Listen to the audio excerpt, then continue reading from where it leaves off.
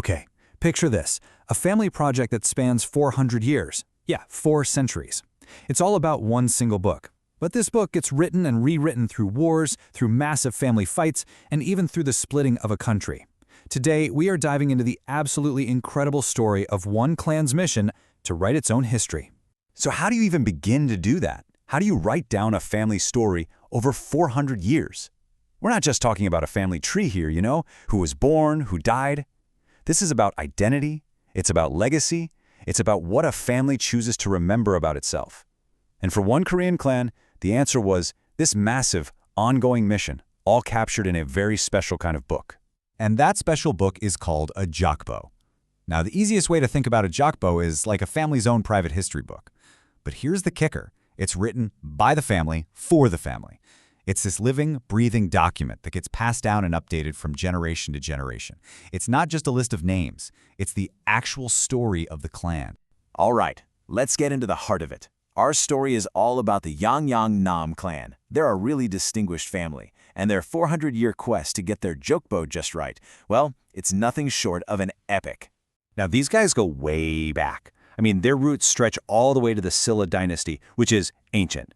But their recorded history, the story that they were in charge of telling, that really kicks off in the 1600s. And it all starts with one hugely ambitious family promise. And I want to be super clear here. This was not some boring academic project. No way. This was a deeply, deeply personal mission.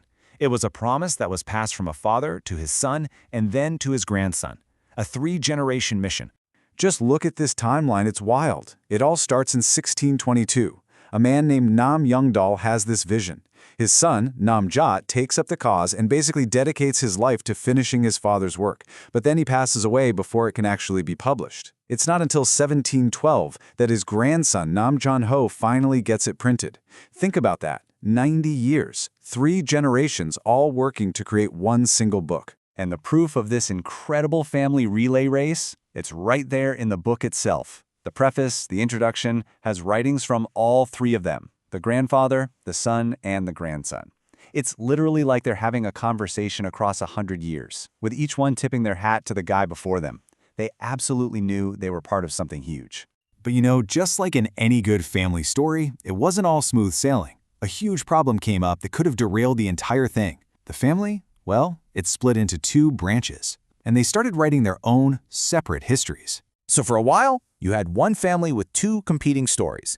You had the branch in Andong that published that first jokbo we talked about, but then only 15 years later, the branch in Yeonghai put out their own rival version. The family was literally writing itself apart. And then, a breakthrough, a huge one. In 1810, after almost 100 years of keeping separate records, the 2 branches came back together. They created something called a hapbu, a joint genealogy. This was a massive turning point, a very deliberate choice to knit their 2 separate family stories back into one. Okay, so they'd reconciled. Problem solved, right? Well, not exactly. That was just the beginning. Now they had a whole new problem. How do you take this unified history and make it not just complete, but truly, truly comprehensive? Yeah, this was definitely not a one-and-done kind of thing. The work just never stopped. After that first joint record in 1810, they realized, oh wait, entire family lines are missing. So in 1855, they added a 21-volume supplement. That's huge. Then in 1890, they took advantage of new printing tech to make an even better, more updated version. The jokbo was always evolving. And then the 20th century hit, and it brought a whole new set of, honestly, heartbreaking challenges. Their big dream of creating a grand genealogy in 1957, it meant making some really tough compromises between different parts of the clan. Then the 1979 edition, its preface is just filled with sorrow because they couldn't include their relatives in North Korea due to the division of the country. It wasn't until 1993 that they published the modern version, which found a new kind of unity. How? Not by forcing one story, but by actually respecting and including different historical takes right there in the book. And these modern versions give us some really amazing details. For example, get this. That 1993 jokbo, it showed that inside one of the 2 main branches of the family, just a single sub-branch makes up a whopping 80% of all the members today. That's incredible. See, this thing is so much more than a list of names.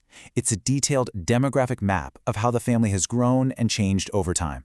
So after all that work, Centuries of it. To bring their story together, the clan faced maybe its biggest challenge of all. How do you stick to the truth? Especially when the truth is kind of inconvenient. And here it is, the big vulnerability. The clan's own historians are totally upfront about it. There's a 400 to 500-year gap in their records way back in the early days. The documents from that period, they're just gone, lost to history. And that gap creates a huge danger, because what do? In their own analysis of their history, the clan issues this incredibly strong warning. They say that just making up fictional ancestors to fill in that gap, based on stories or unproven documents, that contaminates and distorts their proud history. For them, it was better to have an honest gap than a fake story. So, when you boil it all down, what's the real legacy of this 400-year-long project? Well, it's proof that unity can win out over division. It's an amazing foundation for modern historical research. But I think the most important thing is this.